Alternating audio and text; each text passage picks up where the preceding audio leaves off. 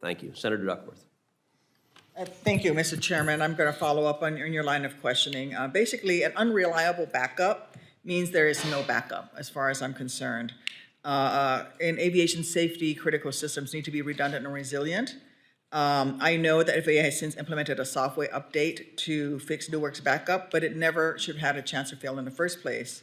And there's absolutely no question that we need to fix our antiquated air traffic control facilities and equipment. Each one of you have been vocal voices for fixing the system across multiple administrations. We held a hearing examining that very issue last year, but a technological overhaul would take years, and we need to know what FAA is doing now to fix this. Mr. McIntosh, how often does FAA inspect air traffic control infrastructure at airports across the country to ensure that the backup systems will immediately kick in the event of a radar and or communications failure? Basically, how often do you simulate the main system going down and to make sure and test the redundant system to make sure that it actually does kick in?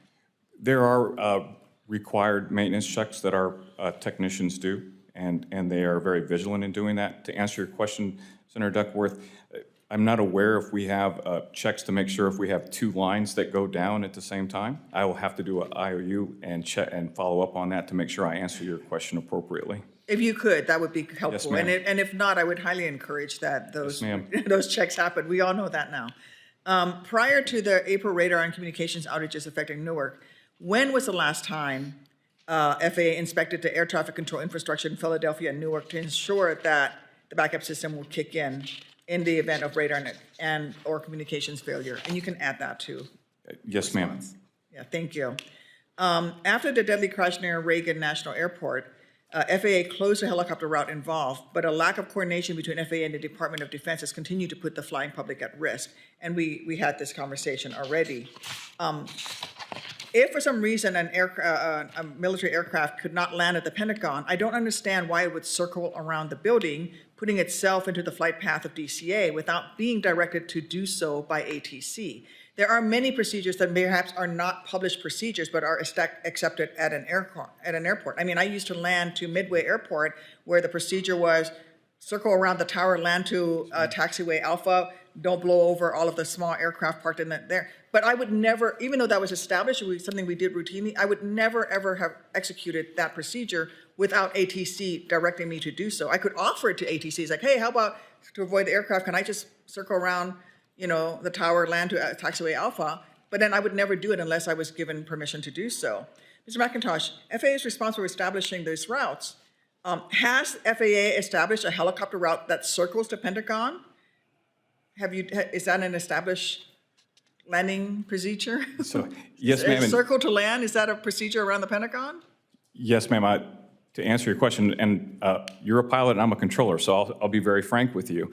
We have asked that question via our letter of agreement. And I think the larger question here, to be honest with you, and to your point, what we need to make sure that we assure is that everybody knows their responsibilities, which is, as a pilot, or even the heliport tower, you had an aircraft that you did not give a landing clearance to, or that aircraft aborted the landing, whatever occurred.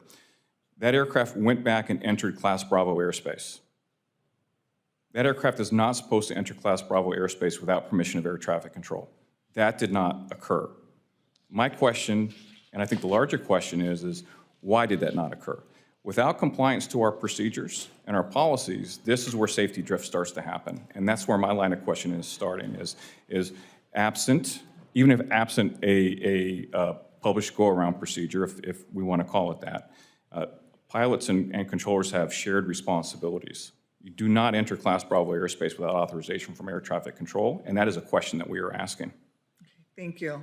So as we've established today, there clearly continues to be a serious lack of coordination between FAA and DoD on airspace near DCA. Will FAA produce a copy of the memorandum of understanding to this committee? If portions of this memorandum need to remain non-public, the committee can make arrangements for that. Can FAA do that? Senator Duckworth, I will make sure that we get the information that you're requesting. Thank you. And how often are FAA air traffic controllers trained on the policies and procedures established in this MOU that governs the military's flight operations near DCA? I'm sorry, ma'am, how often? Are they trained up on this particular memorandum? Are they aware of it? Is something that gets reviewed? We train on our letters of agreement and SOPs, our standard operating procedures through our training process, and then it's the application of the letter of agreement that we do every day. So this is, I wouldn't say that this is something new, but absent an aircraft entering Class Bravo airspace and a pilot deviation, what the controllers would do is was exactly what you saw them do that night, which is shared situational awareness of what's going. We have an aircraft or a pilot that's doing something that they're not supposed to be doing. And those controllers did exactly what they should have, which was give 2 aircraft to go around to ensure that we kept separation or safe separation between those 2 aircraft versus letting that continue. So while we had, in what's my opinion as a pilot deviation, I do want to commend the controllers at the time for their actions for ensuring they gave a time to go around to those 2 aircraft. I want to join you in commending those air traffic controllers for their vigilance in that, and it was timely and appropriate. Thank you. Thank you, Mr.